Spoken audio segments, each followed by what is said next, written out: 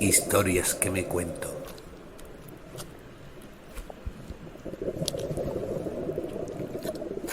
Esto es agua. Éranse dos peces jóvenes que nadaban juntos, cuando de repente se toparon con un pez viejo que los saludó y les dijo: «Buenos días, muchachos. ¿Cómo está el agua?». Los dos peces jóvenes siguieron nadando un rato, hasta que eventualmente uno de ellos miró al otro y le preguntó: «¿Qué demonios es el agua?». El punto de la historia de los peces es, simplemente, que las realidades más importantes y obvias son a menudo las más difíciles de ver y explicar. Enunciado como una frase, por supuesto, suena a un lugar común banal, pero el hecho es que las banalidades en el ajetreo diario de la existencia adulta pueden tener una importancia de vida o muerte. Porque lo que verdaderamente importa no vendría a ser aprender a pensar, sino a elegir cómo vamos a pensar. Si la completa libertad para elegir acerca de qué pensar les parece obvia y discutir acerca de ella una pérdida de tiempo, les pido que piensen acerca de la anécdota de los dos peces y el agua y que dejen entre paréntesis, por unos segundos, su escepticismo acerca del valor de lo que es obvio por completo. Les voy a contar otra de estas historias didácticas. Había dos personas sentadas en la barra de un bar en la parte más remota de Alaska. Uno de ellos era religioso y el otro ateo. Ambos discutían acerca de la existencia o no de Dios, con esa especial intensidad que se genera luego de la cuarta cerveza. El ateo contó: «Mira, no es que no tenga un real motivo para no creer. No es que nunca haya experimentado todo el asunto ese de Dios, rezarle y esas cosas. El mes pasado, sin ir más lejos, me sorprendió una tormenta terrible cuando aún me faltaba mucho camino para llegar al campamento. Me perdí por completo. No podía ver ni a 2 metros. Hacía 50 grados bajo cero y me derrumbé. Caí de rodillas y recé: Dios mío, si en realidad existes, estoy perdido en una tormenta y moriré si no me ayudas. Por favor». El creyente entonces lo mira sorprendido. «Bueno, eso quiere decir entonces que ahora crees. De hecho, estás aquí vivo». El ateo hizo una mueca y dijo: «No, hermano. Lo que pasó fue que de pronto aparecieron 2 esquimales y me ayudaron a encontrar el camino al campamento». Una misma experiencia puede significar cosas totalmente distintas para diferentes personas, si tales personas tienen distinto marco de referencia y diferentes modos de elaborar significados a partir de su experiencia. Dado que apreciamos la tolerancia y la diversidad de creencias, en cualquiera de los 2 análisis posibles, jamás afirmaríamos que una de las interpretaciones es correcta y la otra falsa. Lo que en sí está muy bien. Lástima que nunca nos extendamos más allá y nos proponemos descubrir los fundamentos del pensamiento de cada uno de los interesados.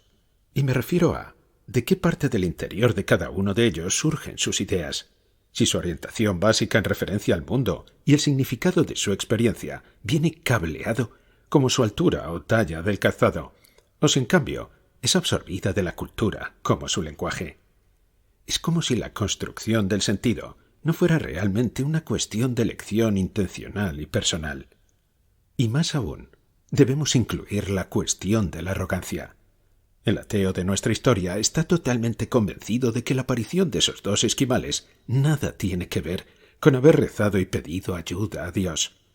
Pero también debemos aceptar que la gente creyente puede ser arrogante y fanática en su modo de ver, y hasta puede que sean más desagradables que los ateos, al menos para la mayoría de nosotros.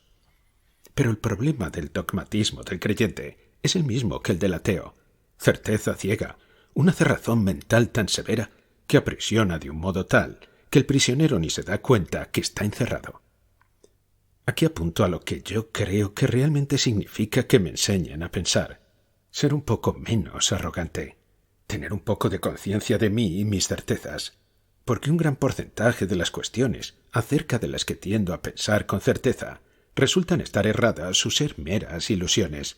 Lo aprendí a golpes y les pronostico otros tantos a ustedes. Aprender a pensar quiere decir aprender a ejercitar un cierto control acerca de qué y cómo pensar. Implica ser consciente y estar atentos de modo tal que podamos elegir sobre qué poner nuestra atención y revisar el modo en que llegamos a las conclusiones a las que llegamos, al modo en que construimos un sentido en base a lo que percibimos. Y si no logramos esto en nuestra vida adulta, estaremos por completo perdidos. Como todos los clichés, superficialmente soso y poco atractivo, pero en realidad expresa una verdad terrible. No es casual que los adultos que se suicidan con un arma de fuego lo hagan apuntando a su cabeza. Intentan liquidar al tirano, y la verdad es que esos suicidas ya estaban muertos bastante antes de que apretaran el gatillo. Pero ya que estamos, pensemos más concretamente. El hecho real es que ustedes no tienen la menor idea de lo que implica el día a día de un adulto.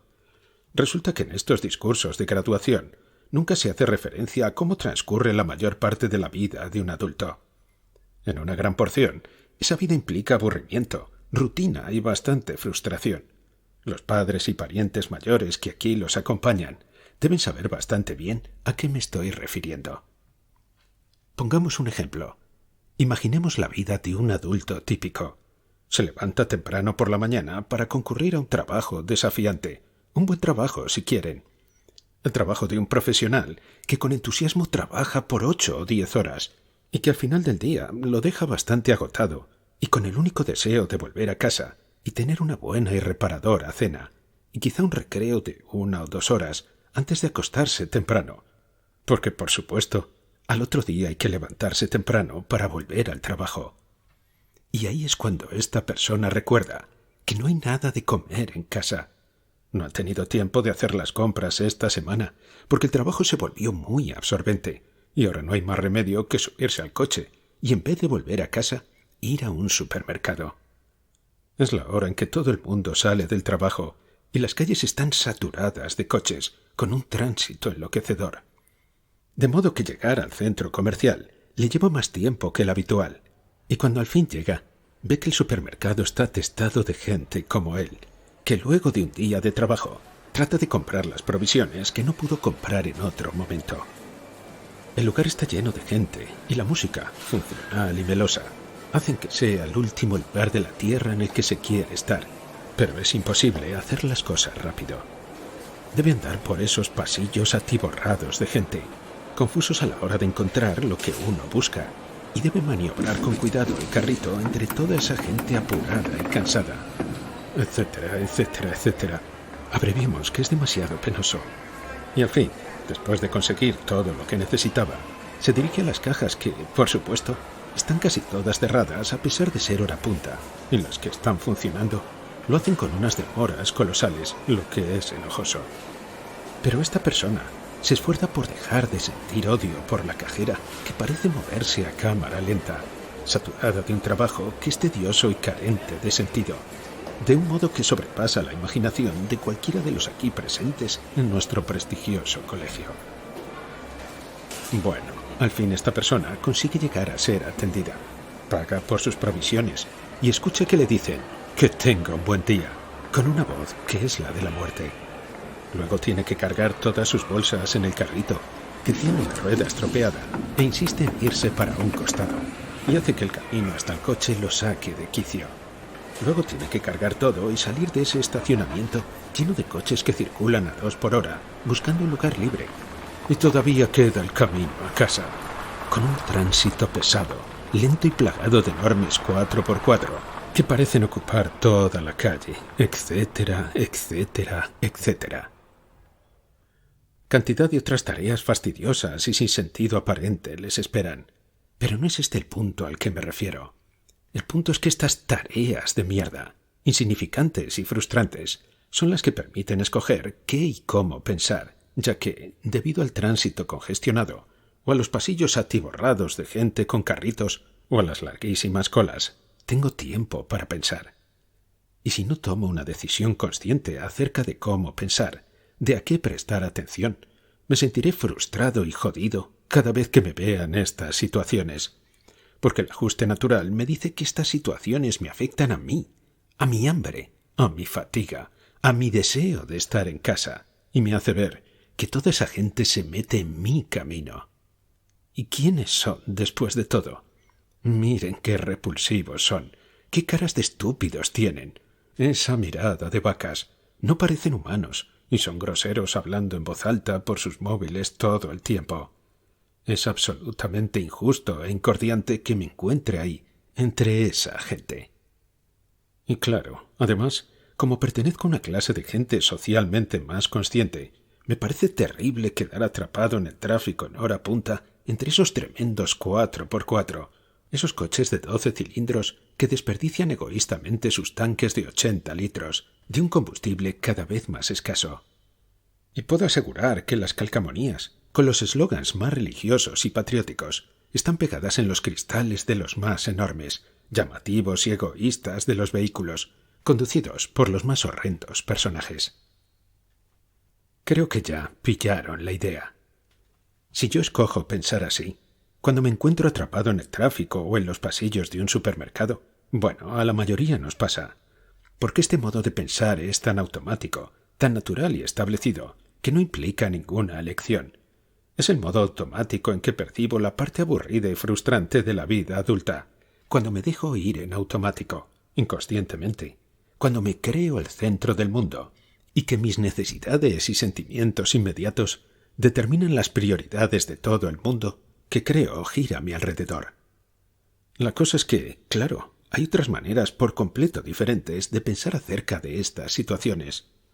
En ese tránsito entorpecido por vehículos que dificultan mi avance, puede que en uno de esos horrorosos 4x4 haya un conductor que después de un horrible accidente de tráfico se haya sentido tan acobardado que el único modo de volver a conducir es sintiéndose protegido dentro de uno de esos tanques. O que aquella camioneta que corta mi paso imprudentemente esté conducida por un padre que lleve a su hijo enfermo o accidentado y se apura por llegar a un hospital. O que está en una situación más urgente y legítima que la mía, y que en realidad yo soy el que se mete en su camino.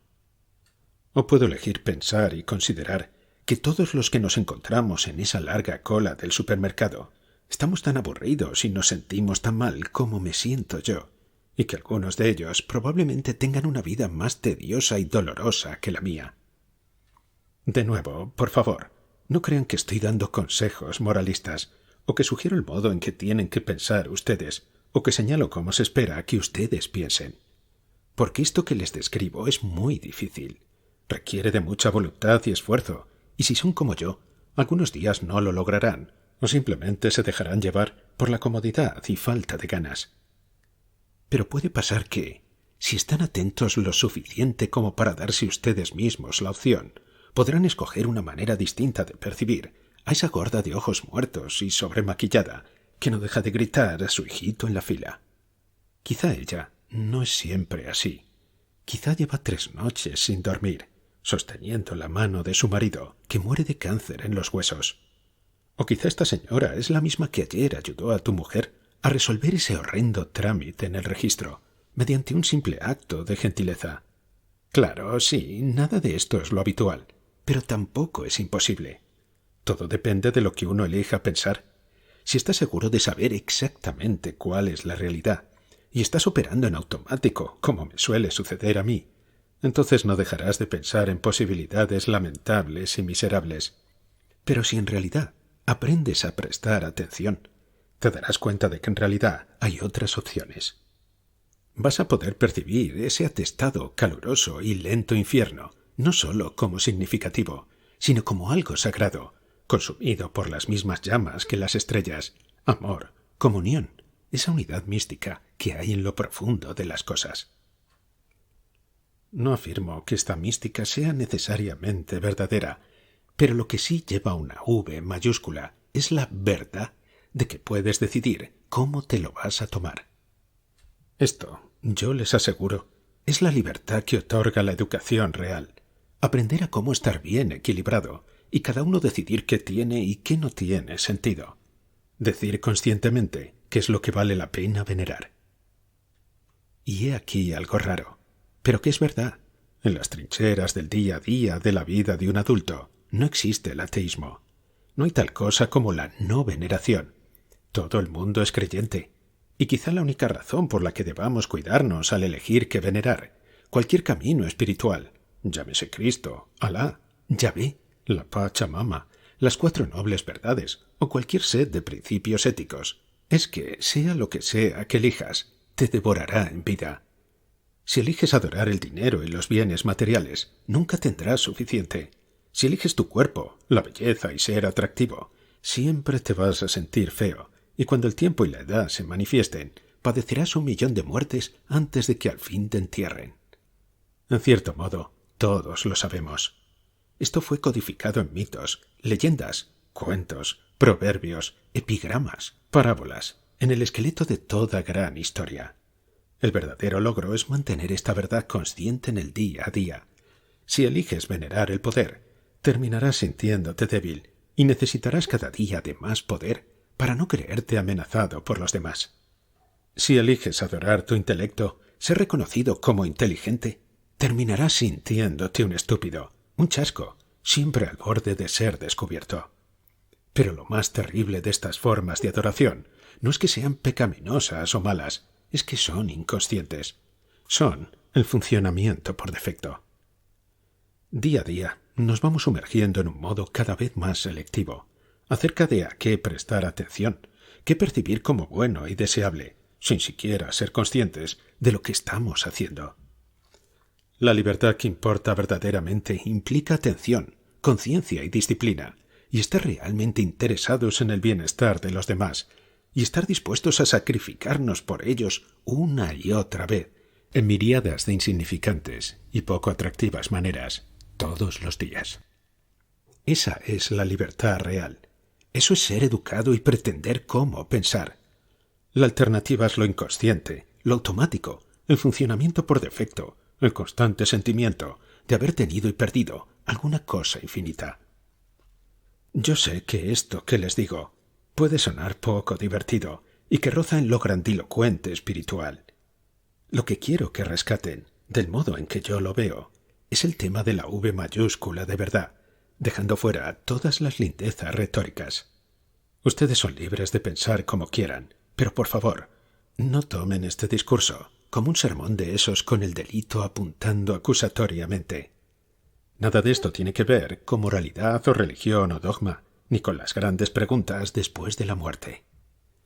La V mayúscula de verdad se refiere a la vida antes de la muerte.